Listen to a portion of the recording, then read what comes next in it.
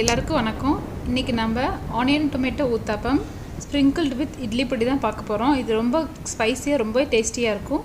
தேவையான பொருட்கள்: பொடியாக கட் பண்ண பெரிய வெங்காயம், பொடியாக கட் பண்ண தக்காளி, பொடியாக கட் பண்ண குடமிளகாய், பொடியாக கட் பண்ண பச்சை மிளகாய், ரொம்ப பொடியாக கட் பண்ண கருவேப்பிலை, தேவையான அளவு நெய், உப்பு, தோசை மாவு, இட்லி மிளகாய் பொடி. எப்படி பண்ணுறேன்னு பார்க்கலாம் வாங்க.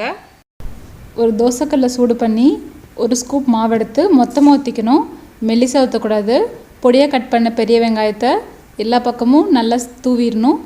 இப்போ தக்காளி, வேணுங்கிற தக்காளி ஆட் பண்ணிக்கலாம். சிகப்பு குடமிளகாய் பொடியாக கட் பண்ணது, பச்சை மிளகாய், கருவேப்பிலை கொஞ்சமாக காரத்துக்கு ஏற்ற மாதிரி போட்டுக்கோங்க. தேவையான அளவு நெய் விட்டுக்கோங்க.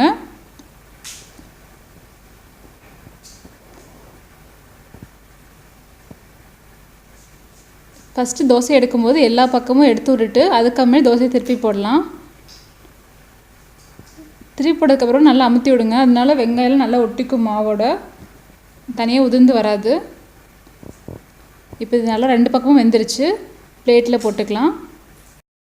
இதுக்கு லைட்டாக உப்பும் இட்லி மிளகாய் பொடி மேலே தூவி விட்டுக்கலாம். உங்களுக்கு வேணுங்கிற காரத்துக்கு ஏற்ற மாதிரி தூவிக்கோங்க.